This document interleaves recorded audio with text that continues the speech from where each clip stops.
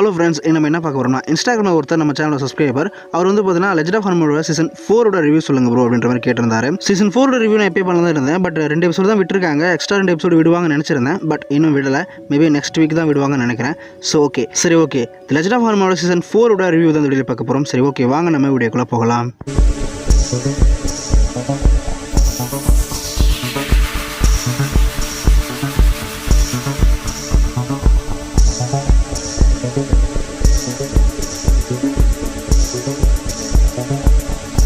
First இதோட positive and negative பற்றி பார்ப்போம். ஃபர்ஸ்ட் பாசிட்டிவ் வந்து பார்த்தீங்கன்னா அனிமேஷன் குவாலிட்டி இன்னும் கொஞ்சம் இம்ப்ரூவ் பண்ணியிருக்காங்க. சீசன் 3 ஃபர்ஸ்ட் எபிசோட கம்பேர் பண்ணும்போது இதில் வந்து பயங்கரமாக இம்ப்ரூவ் பண்ணியிருக்காங்க. ஃபைட் சீக்வன்ஸ்லாம் உண்மையிலே சூப்பராக இருக்குது. பேசிக்காக லெஜெண்ட் ஆஃப் ஹனுமான்ல ஃபைட் சீக்வன்ஸ் சூப்பராக தான் பண்ணுவாங்க. இதுலையுமே ஃபைட் சீக்வன்ஸ் சூப்பராக பண்ணியிருக்காங்க. இந்த சீசன் 4 ஆர்க்கு வந்து பார்த்தீங்கன்னா முழுக்க கும்பகர்ணனை பேஸ் பண்ணி தான் இருக்குது. சொல்லப்போனால் இந்த 4th சீசனே வந்து பார்த்தீங்கன்னா கும்பகர்ணனுடைய ஆர்க் அப்படின்னு தான் சொல்லி ஆகணும். நான் ஃபர்ஸ்ட் யோசிச்சு பார்த்தீங்கன்னா கும்பகர்ணன் எடுத்தோடனே வந்து பார்த்தீங்கன்னா கொஞ்சம் ஈவில் மாதிரி காமிக்கிறேன். கும்பகர்ணன் டெக்னிக்கலாக பியூரான ஒரு ஈவில் கிடையாது. அவர் விருப்பம் இல்லாமல் தான் ஃபைட் பண்ணுவார். பிகாஸ் அவங்க அண்ணனுடைய பேச்சு கிட்ட தான் செய்வார். ஏன்னா அவங்க அண்ணன்றதுனால அவங்க அண்ணன் தப்பு பண்ணுறான்னு தெரியும். பட் இருந்தாலும் தான் அண்ணன்ற ஒரே ஒரு காரணத்துக்காக அவர் பேட்டில் பண்ணுவார். இந்த சீரீஸ் நான் ஃபஸ்ட்டு பார்க்கும்போது நான் யோசிச்சுட்டு இருந்தேன், என்னடா அது இப்படி காட்டுறேன்னு. அதுக்கப்புறம் தான் அவங்களே சொல்கிறாங்க. கும்பகர்ணன் சொல்லுவார், அவர் எங்கள் அண்ணன் பண்ணது தப்பு தான், பட் எங்கள் அண்ணன் சொல்கிறேன் நான் செய்யணும், வேறு வழி இல்லை, அதுதான் என்னோட தர்மம் அப்படின்ற மாதிரி கும்பகர்ணன் சொல்கிற மாதிரி சொல்லியிருப்பாங்க. கும்பகர்ணனுக்கு அது தப்புன்னு தெரியும், பட் தான் அண்ணன்றதுனால வேறு வழியே இல்லாமல் அப்படி பேசுவார். தன்னுங்கிட்டே பேசுவார், இது தப்புங்க, நீங்கள் பண்ணுற தப்புன்னு சொல்லிட்டு. கும்பகர்ணனுக்கும் ராவணனுக்குமே சில விவாதங்கள் ஏற்படும். பட் இருந்தாலும் அவர் வந்து தம்பின்றதுனாலையோ அவங்க அண்ணனுக்கு வந்து ஒரு ஹெல்ப் பண்ணி தான் ஒரு வேறு வழின்றதுனாலையும் அவரும் பார்த்தீங்கன்னா அமைதியாக இருக்கிற மாதிரி காமிச்சிருப்பாங்க. எஸ், இது உண்மைதான். ஒரிஜினல் ஸ்டோரிஸுமே அப்படி தான் காமிக்கப்பட்டிருக்கும். கும்பகர்ணன் டெக்னிக்காக ஒரு பியூரான ஈவில் கிடையாது. கும்பகர்ணன் வந்து அவங்க அண்ணன் சொன்னால் ஃபைட் பண்ணுவார், கில் பண்ண சொன்னால் கில் பண்ணுவார். பட் அவர் வந்து இதில் பேசிக்காக இந்த மாதிரிலாம் மற்ற விருப்பமே இல்லாமல், அதுவும் யாருக்குமே தெரியாமல் ஒரு பெண்ணை பலவந்தமாக கெடுத்துட்டு வரதுலாம் பார்த்தீங்கன்னா சத்தியமாக ஆதரிக்க மாட்டார். அது குற்றம்னு அவருக்கு தெரியும்.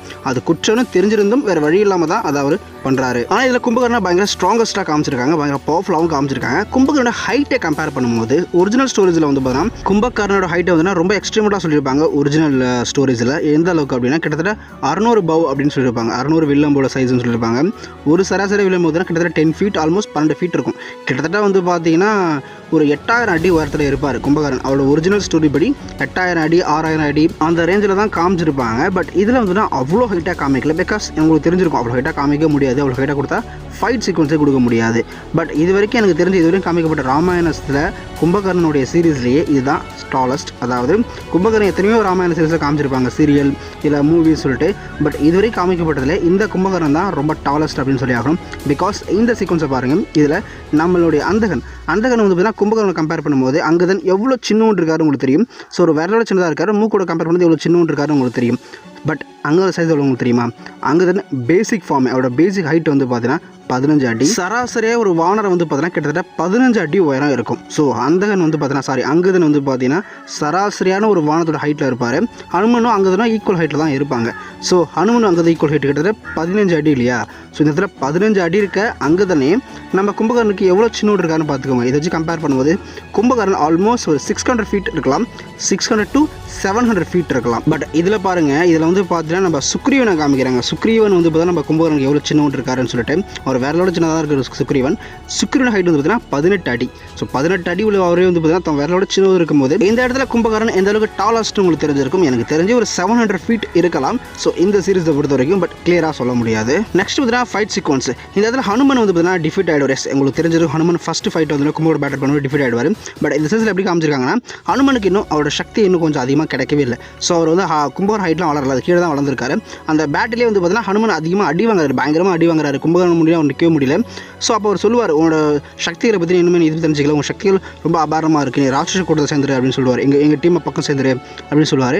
பட் அதை ஹனுமன் பார்த்தீங்கன்னா ஒத்துழைக்க மாட்டார். ஸோ இந்த சீரீஸில் வந்து பார்த்தீங்கன்னா ஹனுமனை கொஞ்சம் வீக்காக காமிக்கல, பட் கும்பகர்ணன் பயங்கர ஸ்ட்ராங்காக காமிச்சிருக்காங்க. ஹனுமனுக்கு இன்னும் பவர் அதிகரிக்க தான். ஸோ தன்னோட 10% பலம் வச்சே வந்து பார்த்தீங்கன்னா நம்ம கும்பகோட பேட்டில் பண்ணுவார். பட் ஹனுமன் டிஃபீட் ஆவார் டெக்னிக்கலி. அதாவது 10% பலத்திலே வந்து பார்த்தீங்கன்னா நம்ம கும்பகர்ணன் டிஃபீட் பண்ணுற அளவுக்கு போயிடுவார். அந்த அளவுக்கு ஸ்ட்ராங்கஸ்டான ஒரு கேரக்டர் தான் கும்பகர்ணன். நம்ம சுக்ரீவனை வந்து பார்த்தீங்கன்னா நம்ம கும்பகர்ணன் கிடத்துட்டு பொறுமை காமிப்பாங்க. ஒரிஜினல் ஸ்டோரியுமே அப்படி தான் இருக்கும். பட் ஒரிஜினல் ஸ்டோரியில் வந்து பார்த்தீங்கன்னா ஒரு இடத்துல சுக்ரீவன் வந்து பார்த்தீங்கன்னா நம்ம கும்பகோட காதில் ஜம்ப் பண்ணி மூக்கில் ஜம்ப் பண்ணி அவரை கடிச்சு அடிச்சு தப்ஸ்டார்ன்ற மாதிரி காமிச்சிருப்பாங்க, சொல்லியிருப்பாங்க. பட் என்னடா இதில் காட்டவே சொல்லி யோசிச்சிட்டே இருந்தேன். பட் இந்த சீரீஸில் வந்து அதுக்கப்புறம் அதை காமிச்சிட்டாங்க. அது எப்படி அதே மாதிரி கரெக்டாக காதில் ஜம்ப் பண்ணி மூக்கில் ஜம்ப் பண்ணி கடிச்சிட்டு போடுற மூவ்மெண்ட்டை காமிச்சிட்டாங்க.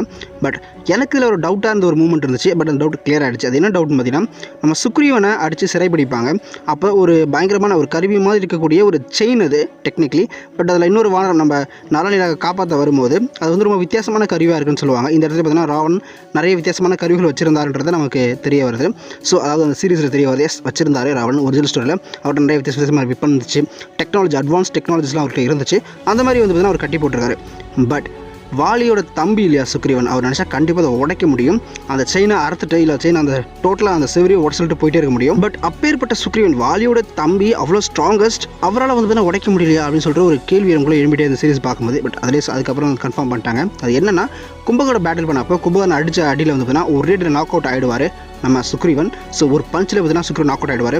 இது அவருக்கு பயங்கரமாக அடிபட்டுரும். ஸோ அவர் பயங்கர வீக்காக இருந்திருப்பார். ஸோ அதனால தான் பார்த்தீங்கன்னா செயின் அறுத்திருக்க முடியாது. அதுக்கு நெக்ஸ்ட் மூமெண்ட்டில் பார்த்தீங்கன்னா அதை உடைக்கிற மாதிரி காமிச்சிருப்பாங்க நம்ம சுக்ரீவன். ஸோ இந்த இடத்துல வந்து பார்த்தீங்கன்னா கும்பகர்ணமே பார்த்தீங்கன்னா சுக்ரீவன்ட்ட பேச ட்ரை பண்ணுவார்.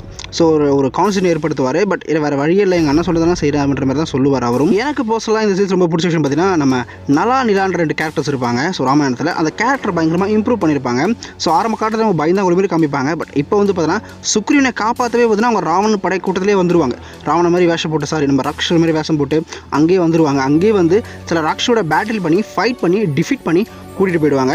ஸோ இதில் பார்த்தீங்கன்னா அந்த சீக்வன்ஸ்லாம் சூப்பராக இருந்துச்சு. அண்ட் இன்னொரு விஷயம், இதில் நான் யோசிக்காத, எனக்கு தெரிஞ்சு நான் படிக்காத ஒரு விஷயத்தை வந்து இதில் காமிச்சிருப்பாங்க. அது என்னென்னு வந்து பார்த்தீங்கன்னா, ஹைராவணன் இருக்கார் இல்லையா, ஸோ ராவனுடைய முதல் மகன் ஹைராவணன்.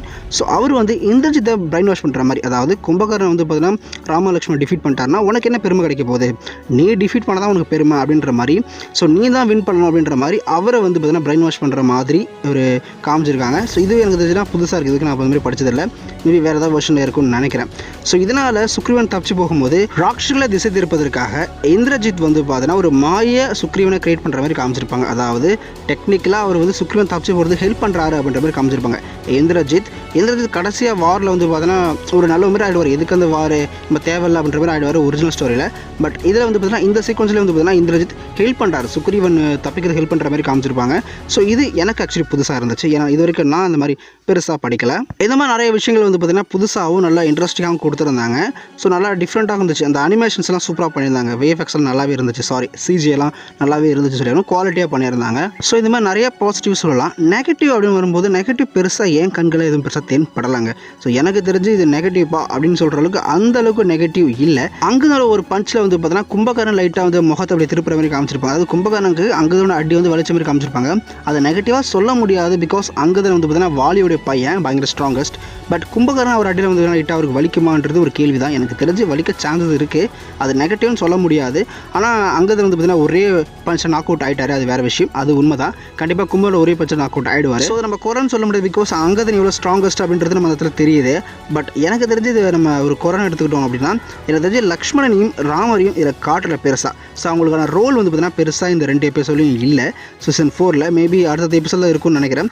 இந்த 2 எபிசோட் வந்து பார்த்தீங்கன்னா முழுக்க கும்பகர்ணன், சுக்ரீவன், ஹனுமன், அங்கதன், அப்புறம் வந்து நலாநிலா இந்த கேரக்டர்ஸ், அப்புறம் ராவணன் இந்த கேரக்டர் பேஸ் பண்ணி தான் போயிருக்கு. அப்புறம் இந்திரஜித், ஹைராவணன் இவங்களை பேஸ் பண்ணி தான் போயிட்டுருக்கு.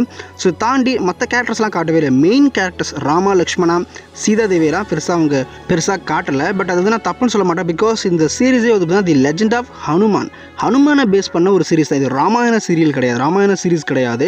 ஸோ ஸ்ரீராமரை பேஸ் பண்ணியிருக்கணும்னு அவசியம் இல்லை. பட் இருந்தாலும் ஸ்ரீராமர் தான் இந்த ஸ்டோரியோட மெயின் ஹீரோ இல்லையா. ஸோ அவரை வந்து பார்த்தீங்கன்னா பெருசாக கொஞ்சம் டெப்த்தாக காமிக்கணும். பெருசாக இதில் டெப்த்தாக காமிக்கல. சீதையெல்லாம் ரொம்ப ஒரு கேமியா ரோல் மாதிரி தான் அப்பப்போ ஒரு சின்ன சீனில் காட்டுவாங்க. ஸோ பெருசாக இவங்களுக்கு சீதைக்கு ரோலே இருக்காது. சீதையை கொஞ்சம் அதிகமாக காமிச்சா நல்லாயிருக்கும். ஏன்னா அவங்களோட எமோஷன் நம்ம காமிக்கிறோம், அவங்க எந்தளவுக்கு கஷ்டப்படுறாங்க அப்படின்னு சொல்லி அந்த எமோஷனில் இன்னும் கொஞ்சம் காமிச்சிருக்கலாம். சீதாதேவோட எமோஷனில் காமிச்சா தான் வந்து பார்த்தீங்கன்னா உங்களுக்கு இந்த வார் மேலே இன்னும் இன்ட்ரெஸ்டிங் ஆகும். சீக்கிரம் சீதையை காப்பாற்றுங்க அப்படின்னு சொல்லி உங்களுக்கு அந்த இன்ட்ரெஸ்ட் ஆகும்.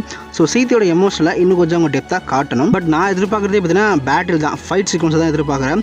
அந்த பேட்டில் சீக்வன்ஸ்லாம் வந்து ரொம்ப நல்லா பண்ணியிருக்காங்க. பட் இன்னும் கொஞ்சம் க்ரௌட் அதிகமாக இருக்கும். பிகாஸ் வார்னா நிறைய பேர் வந்து பேட்டில் பண்ணணும். பட் ஆனால் வந்து பார்த்தீங்கன்னா வார் பேட்டில் பண்ணுறது பிளேஸ் வந்து பார்த்தீங்கன்னா சுத்தமாக வந்து பார்த்தீங்கன்னா எம்டியாக இருக்குது. அவ்வளோவா வந்து பீப்பிள்ஸ் இல்லை. மேபி அனிமேஷன் பண்ணுறது கஷ்டன்றதுனால அப்படி பண்ணுறாங்கன்னு நினைக்கிறேன்.